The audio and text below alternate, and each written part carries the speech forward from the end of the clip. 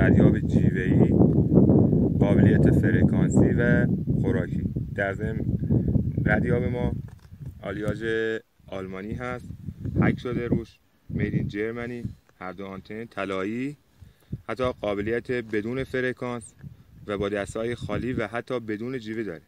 الان در حال حاضر این محصول حاوی جیوه و پود 7 سیکال ترکی که جهت یونیابی و بارورسازی فلزات مطلوب استفاده میشه. الان تقریبا هدف 15 متری ما هست و ما برعکس هدف وایسادیم و میخوام ببینیم آنتنا چه واکنش روی هدف دارن.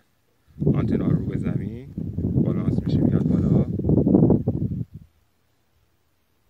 همینجور که میبینید آنتنا دارن به سمت هدف جهت پیدا میکنن. یک بار دیگه هدف برعکس ماست، بالانس میکنیم. بله، خاطر اینکه دفعه قبل زودتر گرفتن هدفو، الان یه خورده سمت و سوقشون به هدف نزدیکتر میشه. خب حالا به سمت هدف میخوایم حرکت کنیم. دقیقا بگیر رو دست من. آنتنا تو حالت سرچ قرار گرفتن و همزمان همینطور که میبینید الان دارن جهت میگیرن به طرف راست ما. همینجور بیا، یک کمی عقب‌تر وایسا، مسلط کن دستم عقب‌تر وایسا. بله، الان هدف آنتنا دارن به سمت هدف خودشونو میکشن. حالا از هدف دور میشیم.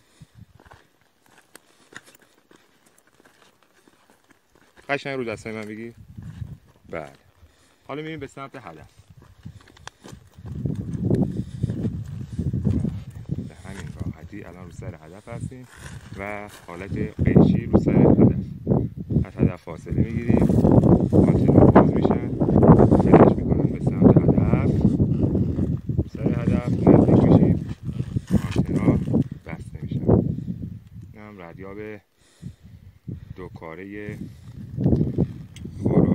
خوراکی، جیوه‌ای و فرکانسی. در ضمن این ردیاب حتی بدون جیوه، یه بار دیگه تاکید میکنم، بدون فرکانس، بدون خوراک، قابلیت رهگیری فلزات با ارزش رو داره، حتی طلا، و به صورت تفکیک میشه هر فلزی رو باهاش جستجو کرد، چه به صورت خوراک چه به صورت فرکانسی. کد فلزات رو میدید، کد طلا، آهن، مفرق، حفره، هر چیزی رو دارید تو حالت تفکیک براتون انجام میده و رهگیری میکنه.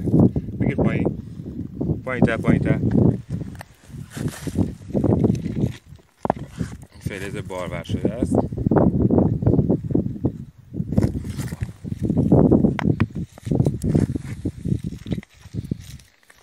یه لحظه از اون ور بگیر.